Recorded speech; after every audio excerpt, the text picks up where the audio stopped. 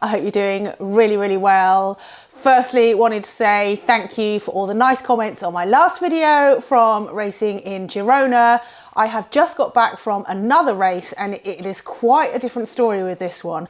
So the ŠKODA Titan Desert World Series is a unique collection of events that challenge riders in extreme conditions over multiple days. ŠKODA Titan Desert Morocco is a 6-day mountain bike stage race in, funnily enough, Morocco. And then there's the one that I've just done, ŠKODA Titan Desert Almería, which takes place in the only desert in Europe, which is in southern Spain. So let's magically transport ourselves to southern Spain, Almería in fact, where I towed the line on stage 1 of ŠKODA Titan Desert Almería.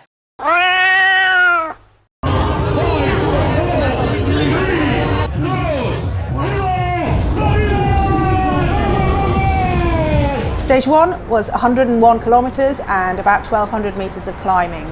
I spent a bit of time consulting with my coach Ricardo ahead of this stage, and he broke it down into several segments and gave me advice on how to ride each bit, where to refuel, what to carry, and basically laid out a whole plan for me. So we set off fast, and Ricardo's advice was to just make sure that I got out quickly and then held a good wheel as we made our way towards the first climb. It was very, very beautiful, and I couldn't help but gaze out towards the sea. But I also made sure to put the power down and dig deep and make sure that I got as good a start as possible. I did realise after a while that I wasn't going to stay with the lead group of women, nor was I going to be at the back, so I settled into a pace that I was able to sustain. I made my way to the first climb.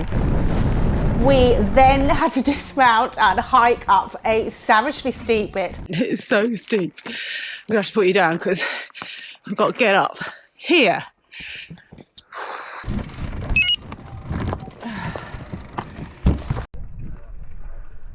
At the top we popped out to the most amazing view of Cabo de Gata National Park, which is absolutely stunning. Of course you've got the sea on one side and these amazing gravel trails heading down. On that note, I did spend quite a while debating what bike to ride for this race. It is a mountain bike race, but I knew that everyone else would be on full sus XC bikes and I don't have one. So after analysing some of the tracks, I did weigh up the pros and cons of riding a gravel bike, and certainly there were some bits where that would have worked quite well. Later stages, less well, but anyway, I'm jumping ahead.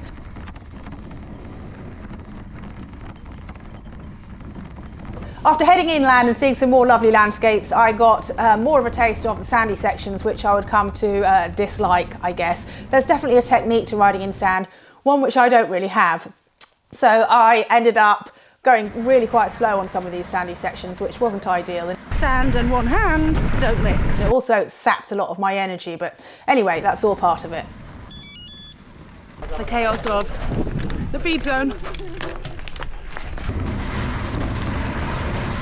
55k down, 45 to go. But I think I've done most of the climbing, or a lot of the climbing anyway. This bit is really annoying.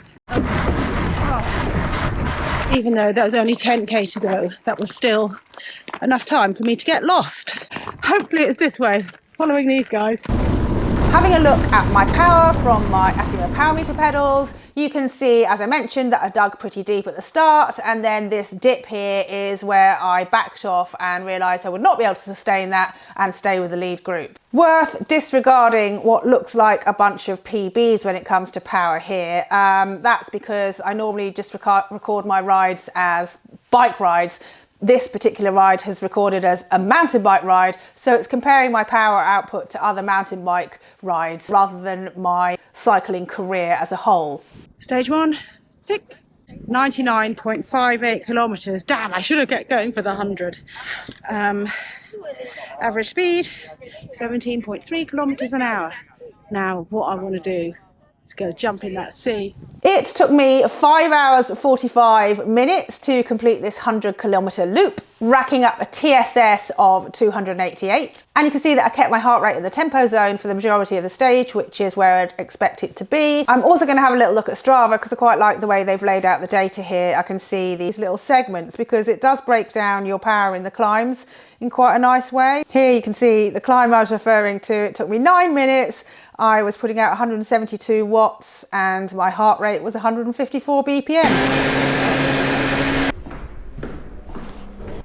Well, the good thing is, let's open these curtains.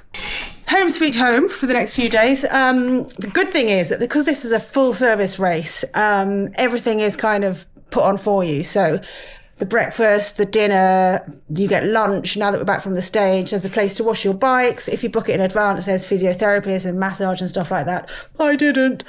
And everyone stays in one of 2 hotels. So it's really nice because you're going to see all the same people that you were racing with at dinner. But I do wish that they had a little sign on them. Like on my race number, it's got my name. So you'd be riding along and people would be like, hey, Juliet, go, go, go. And it's really nice. And I noticed people on the route that I kept riding close to.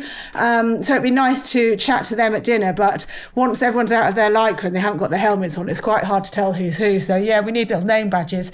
Anyway, I am going to get clean. I'm so disgustingly stinky and sweaty and dirty. Oh my God. And I'm going to get some lunch.